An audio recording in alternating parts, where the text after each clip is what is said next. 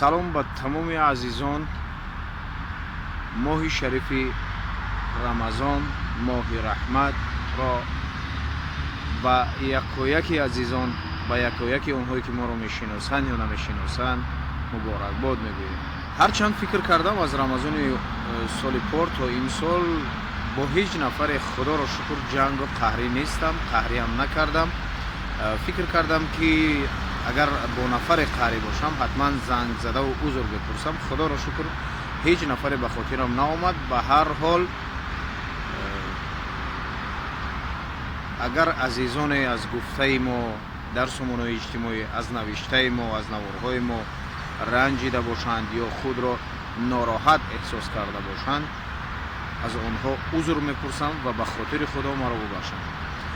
و گاهی اگر نفران را هم چیزی میگوییم و خوب اگر نصیحتی هم میکنیم که ما هم به نصیحت نیستیم، ولی اگر نصیحتی میکنیم این به خاطر اون است که ما آنها را دوست میداریم. اصلا من به زندگی کسی کار ندارم، ولی وقتی نفر را در مسئله زندگیش سخت میگویم، یعنی راهی راست یا خطا انتخاب کرده زندگیش را سخت میگویم، این نفران خیلی کمند و اینها کسانی هستند که من آنها را واقعا دوست میدارم. یعنی به خاطری که من آنها را دوست میدارم، دلم به آنها میسوزد. من گاهی در اون انتخاب هایی که آنها در زندگیشون میکنند و میدانم که خطا هستند و خودشان هم میدانند که این راهشون خطا است، فردا حتما در نزد اون خالقشون راست ایستاده جواب میگویند، من به این خاطر گاهی آنها را سخت میگویم. شاید گاهی آنها از من میرنجند، شاید حالا هم کسی از اینهایی که من آنها را دوست میدارم برام خیلی عزیزم که سخت گفتم از من رنجیدن، ولی روزی میشود که حتما آنها با اون خلاصه خواهند آمد که من به خاطر خدا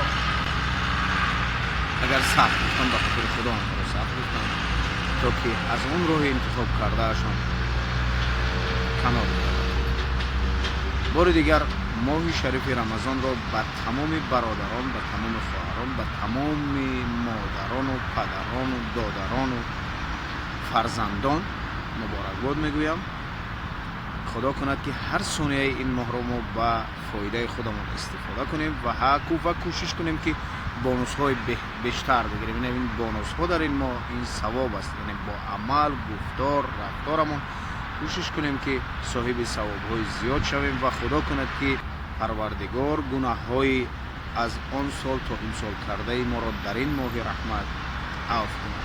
خداوند یکایکتان را نگهبان باشد. خودتان را احتیاط کنید. ماه شریف رمضان مبارک.